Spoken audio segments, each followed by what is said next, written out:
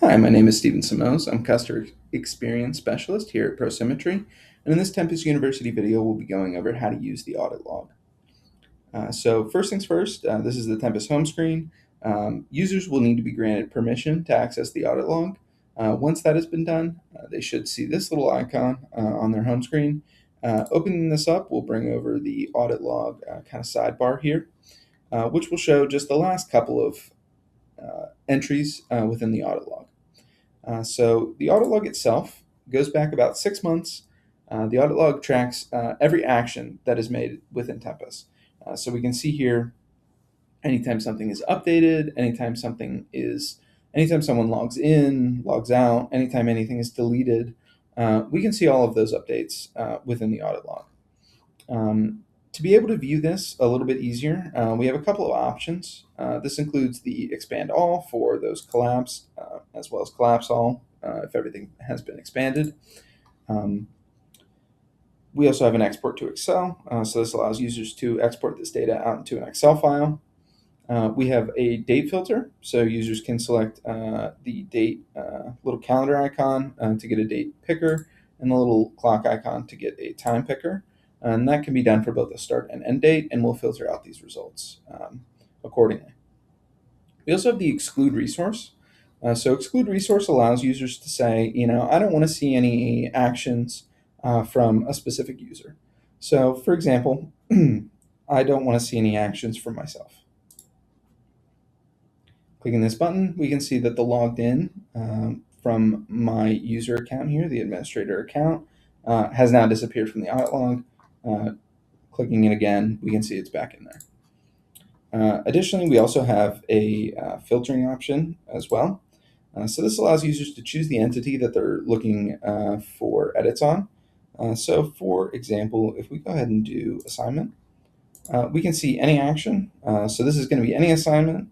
It's going to be anytime they're created, anytime one is deleted, or anytime one is updated. Additionally, if we select something like project, we're able to select specific projects. So say I only want to see Project Phoenix, and I just want to see every action on that. So if we actually look at this, this is kind of the main area, but we can see that there's some more information here. So for example, there were 2 assignments deleted for Benjamin Young on Project Nexus, but we can't see what those assignments were. But we see this blue bar, and we go ahead and click in here, and we can see exactly what happened. So we can see for the resource Benjamin Young, on task generic of plan type allocation for the Project Nexus project in the actuals assignment type. We can see that these 2 this data was deleted, and then we can do the same for this one. We can see, looks like the only difference here is the task is not generic, but is system design instead. Additionally, when something is actually updated, we can see more information about that. So if we go ahead and put our project filter back on, any project, we can see here 2 assignments were updated for this. So if we go ahead and click in here, what we can see is 1 team resource member of Team Silver, that being Benjamin Young. 2 assignments were made, and Team Silver resource Benjamin Young as a team member, right? So within here, we can see resource Team Silver on task automation in the allocation plan type for the Project Horizon project. The assignment is planned story points. And so what we can see here is the before and after. So we can see that before this update was made, these were the values we had. After this update was made, these are the new values that have been assigned for this assignment. So this gives a lot of options for users to be able to come through and, for example, if something was deleted in error, get that information again. To go back to the main audit log, you can click on the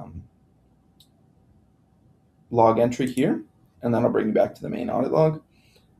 So again, this is just a great area to be able to kind of come see everything that's happening, as well as do some filtering and things. Another way that users can use the audit log revolves around actually going into a project itself. So if we go ahead and come into this Aurora 12 project,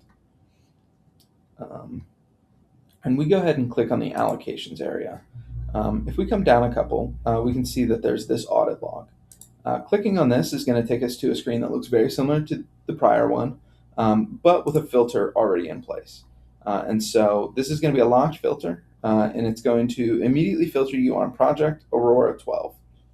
So this is another way to, if users are looking for specific actions that have been taken on projects, coming into this area will automatically filter it to just show you edits and changes that have been made to this project. Additionally, we can do the same thing with resources.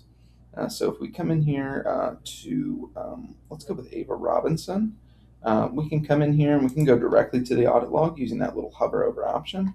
And again, we can see the same thing. We can see anytime this resource, Ava Robinson, we can change any action, and we can add other filters as well. But this is automatically filtered for us. Another thing to note when looking at the resource, we have a couple different options. With projects, it's only created, deleted, and updated. With resources, we actually have logged in and logged out. So this is going to show you anytime this resource is logged in. It doesn't look like she ever has, but if they had, we would be able to see that information as well. So that was a brief overview of what can be done within the audit log in Tempest and what all information is captured there.